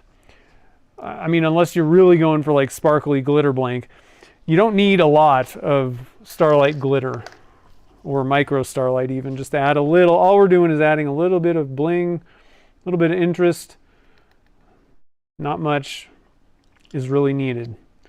We want to be able to kind of see through and see what's going on. Now, I would recommend sneaking up on it, like start and be like, you know, how does that look in there? One thing to keep in mind is it's going to thin out. So we do want a little bit more than that, because this is not what your pen blank's going to look like. That's what I'd like the density to be, but you're looking at like, this is what the pen blank's going to be. More. A thin amount on your stick. So you need to kind of balance, but make sure that you're kind of keeping an eye on what's going on. You don't want it to be too crowded in there, all right? So we'll do another one of those kind of amounts. I probably could have gone with like like a 1/8 teaspoon or something like that. That probably would have been a good number for this. We just want a few of these little sparkles going on. I'm going to go for one more. I'm going to tap it out, and I think I'm done.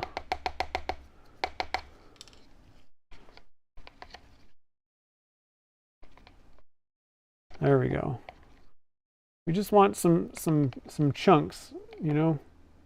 I can maybe go for one more, like a 1/4 teaspoon maybe. That might be better, because we do have 300 grams in here. 200. A little bit more. Just trying to make sure that it's interesting in the pen blank, but not overly crazy. I think that's good. So maybe more like 1/4 teaspoon to maybe a 1/2 is probably what I was going for. I kind of wish I would have just grabbed the 1/4 teaspoon now, but I think that's a decent density. I think that'll look good. And then for these guys, we're going to go with, again, I'm going to do the interference powders first, because I want to see how much a smidgen does with this little smidgen thing. It's literally called that. It's the only one I could find that was like tiny. And I want to get this thing like flat. This one I need to be like a true amount. So we're going to dump that in there, and we're going to mix it up and see where are we at. Because I don't know. That might have been a little bit too much. And I like to kind of break it up a little bit if I can first. Just seems to be a little bit easier to like get mixed in. Yeah, that's a bit. That kind of went a little bit too much. I think it'll be all right given what's going on with these blanks, but that was too much. So the smidgen is too much. We really want it to be pretty, well, fairly transparent. And again, I don't know what I'm doing with this stuff. So we're just experimenting. I'm just going with what I think I want. Having it a little, actually that might be enough, because again, it's not what's in the cup. I got to keep myself in check here. This is not what the pen blank's going to look like. This is what the pen blank's going to look like. So actually, I think a smidgen is probably exactly what we want.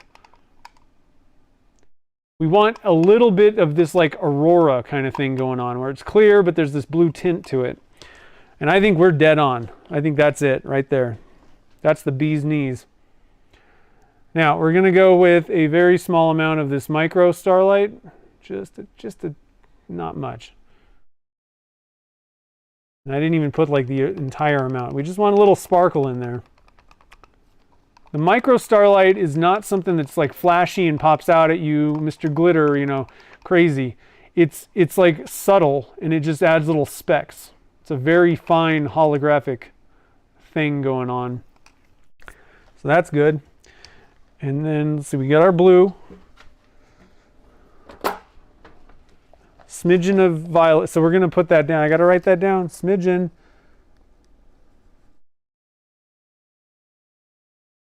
Smidgen. Okay. Where'd my smidgen go? Don't try to steal my smidgen. All right, smidgen.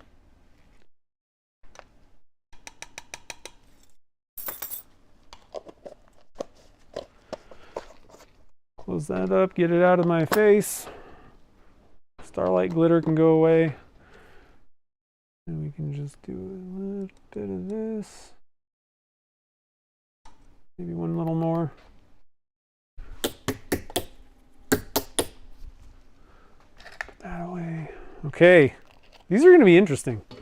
Again, they're going to be very see-through. Now, one thing that we could have done also is added like a white or, you know, whatever, some color, maybe even like a solid purple possibly or something like that. That could have been a cool addition where you've got some opaque areas and you've got some see-through areas. In fact, I could really argue that we could dump off some of this into another cup and make a white. What do you guys think?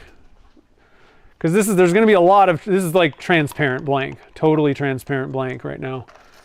What do you guys think? Should we try adding? Because if we add enough white to this, it'll pretty much just become white. We can kind of come back from the starlight thing going on. So let me know, and you'll have to let me know quick.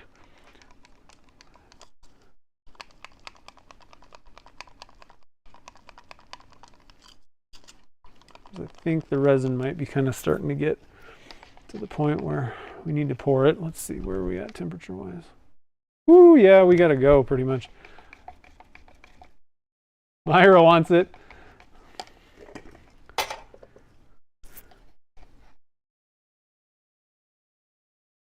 All right, we're going to pour off 50 grams. Yeah, I think that's it. 50 grams. We don't want too much. We don't want to overpower it. 50 grams. I'm going to put a 2 gram, not 2 grams. 0.67, somewhere around there. Let's see what happens here. There's no other dyes or anything. We do have the starlight, and it looks terrible. It looks like this muddy yuck, but it actually in the blanks kind of works out. So we'll be okay. All right, so I think we're ready. So we're going to go ahead and I'm going to dump like that.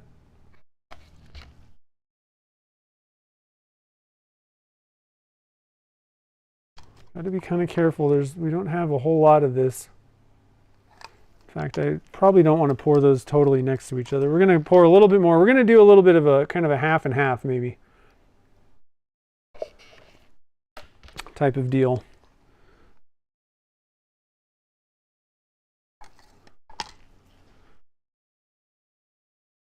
I'm going to pour a little bit more of this on top.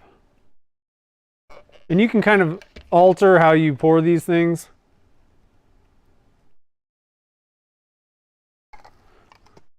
With your, you know, you could try to maybe go for like a half and half type deal with your white.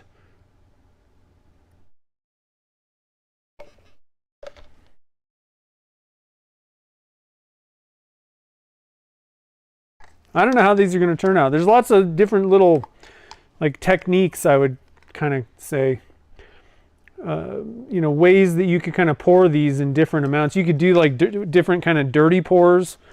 I I mean, there's a lot of ways, and that's what I was saying is like, I've seen some other blank makers that just make these awesome blanks, and it's not so much like I'm pretty sure I know exactly how they like made, you know, like the color and all that stuff, but that's really not even the point. It's not the colors, it's the way they did it that I don't know, and I'm not trying to copy anybody, but it's just pretty awesome looking blanks, number one. And I'm like, it'd be really neat to kind of get into some of these transparent things and learn my own little processes. So I'm going to go for a straight stick on these. All right. Like I said, I'm not going for like super swirly.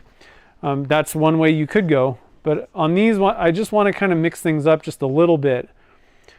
So we're just going to kind of do a little quickie, just kind of, mix things a little bit together.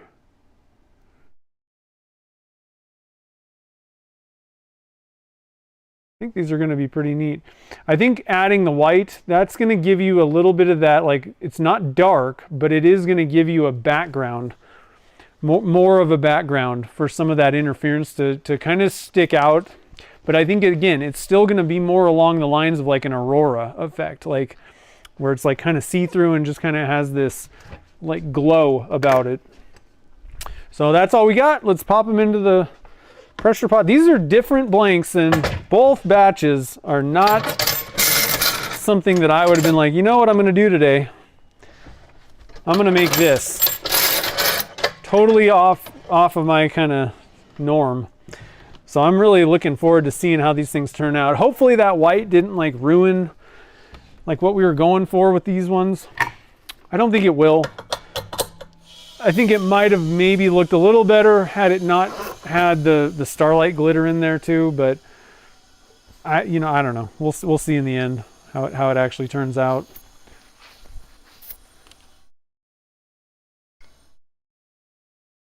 And hopefully, like, part of the idea is hopefully this will give you guys like kind of a baseline. You're like, okay, if you do this, this, and this, this, and obviously we'll have to wait and see what these turn out like, but if you do it this way, here's the results that you're going to get, or, something similar to it, at least. And so, on the next time you try something, or, if you guys want to try something like this, and you didn't like how these came out, try something a little bit different. Maybe go for that kind of like a dirty pour type thing. Like, we could have poured, and you could maybe even go as simple as one interference color. Like, you don't need to have blue and purple and all this. Go for, a cup that's got glitter or something like that, like this in it maybe. And then just kind of try to do a dirty pour where you're pouring, one into the other and then just dump it out. You're going to be guaranteed with little wisps of things. It's a little harder to control what exactly you get out of that when it's a dirty pour. I haven't really figured out the secret to getting very specific things results with dirty pours. And I think there's ways that if you like layered things, pour both of them into like a third cup. I think that might be kind of a better way to do. We might have to kind of do an experiment with like dirty pour techniques, because frankly I don't know that much about it either. I think it's better if you can kind of keep things separated, but I think a lot of times you want to try and kind of layer things a little bit more, and just dumping one cup into another doesn't necessarily get you, like a layered effect when you actually pour it out. It tends to just, a lot of times you get like a lot of one color and then some wisps of another, and then, it's not predictable, let's just say. So if you've got techniques on dirty pours, let me know. How does it work? Okay, so we're all cleaned up. We did two really interesting, weird, I'm not gonna, a little bit weird batches today. Weird for me. Not that they were like super weird, but not typical of what I usually make. So that's cool.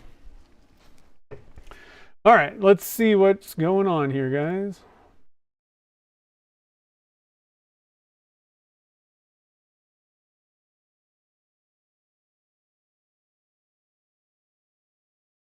Oh, yeah, I was just talking to myself about random numbers. I know if I didn't do that, I was trying to, the picture of what that blank was going to look like in my head wasn't exactly what I wanted. I wanted a little, I think it's nice to have a little bit of like contrast and a little bit of, something a little bit different. There would have been, I think, a lot of, I don't know. At the same time, what I should have done, actually, here's what I should have done. And I didn't think about it at the time. I should have done where I was talking about doing, different experiments with the same mold. I should have poured 3 or 4, half of them, or so, where it was just, the clear and then the interference powders. Then we would have seen what those blanks look like. And the other ones, put a little bit of that white in there. But, so next time we'll have to do it without white if we don't like it. If we like it, then I'll be like, yeah, I made the right call. So, of course, that's what you should do. So anyway, it'll be pretty cool. I can't wait to see these things. I'll either pull them tomorrow or Monday. Depends on what the deal is with schedules and things that are happening. Sundays tend to be like chores day at home, laundry and vacuuming and all that fun stuff. So just kind of depends on how many chores I have to do at home, whether I can get out to the shop or not and get this stuff, done and posted. So like I said, either Sunday or Monday, we'll get some pictures of the demolding or video of the demolding. But I'm really looking forward to seeing how these things turn out. I think they're going to be pretty cool. I can't wait to see them. So I know that's the only thing that really is not super fun about doing like live streams with resin casting, because you're like, okay, there it is, we're done, and it's in the pressure pot for hours. So, but it gives you something to look forward to tomorrow, so that's cool. So anyway, guys, thanks for joining the fun tonight. Again, let me get a drink real quick because I've been kind of talking a lot and throat's dry.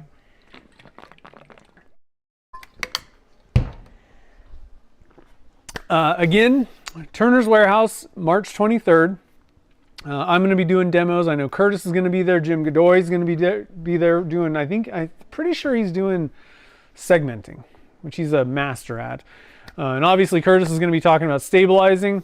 And I think there's actually, they might be getting Bob. He does like river tables.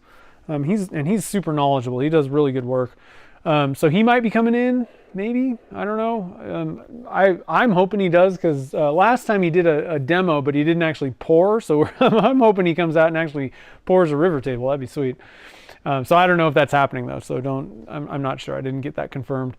But there might be like one or two other people. I think like local folks from Arizona, like the Phoenix area, might be coming in. Possibly a blacksmith, maybe even. That was a possibility. I don't know. I shouldn't even be saying that, because they were just things that I wanted to see. people that I know of out there. But anyway, it'll be pretty fun. So free demos all day on Saturday the 23rd down at Turner's Warehouse, and then I think they're filled at this point. But I'm going to be doing some one-on-one demo or one-on-one classes on Monday with a couple folks. So it should be pretty fun. I can't wait. This year is going to be even better for me. Because last year we did the same thing. I think it was in the spring. They had demos, but I was doing my one-on-one classes at the same time. So like I totally missed out on Jim Hines's demo for doing the kitless pens, and I missed out on Elise. I think I missed hers too, where she was doing resin casting stuff, and she's an awesome blank maker. And she had some interesting things, like different ways of doing things that I don't, like everybody kind of does their own little things or comes up with ways of doing things. And so it's always like, even if you're like, oh, I've been casting, making pen blanks forever, it doesn't hurt to like stop in, maybe see a video if somebody does, a video on YouTube or does a live stream or does demos.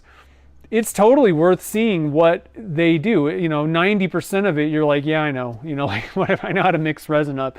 However, there's always like this nugget that, and everybody is like this. Like somebody does some weird thing or uses some tool, has a random tip, and you're like, oh my God, that's going to completely transform. I can't wait to, employ this in some blanks that I make. So Anyway, hopefully you guys will be able to come out if you're around there. I think they are going to be doing live streams of the demos, possibly. I'm not 100% sure on that, but you might be able to tune in. It may be like, they may not be live. They may be like reposted after the event or something like that, but I think there may be some videoing or something like that. I don't know.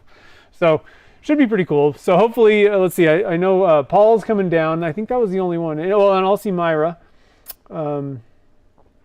I don't know if anybody else is down there in Arizona, but anyway. Oh, thanks, Randy. I appreciate it. Yeah, so it should be pretty cool. Like I said, be looking on YouTube Shorts as well as Instagram Stories or Instagram Reels. Sorry, not Stories. There's so many of these social media things for the demolding, so we can see what these things look like. I'm excited.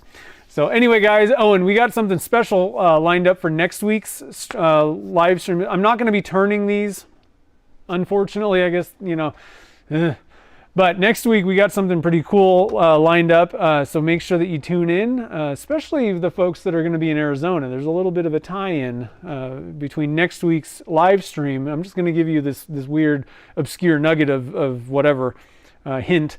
Little bit of tie-in between next week's stream, what we make, and Arizona, March 23rd. So tune in, come back Saturday at noon.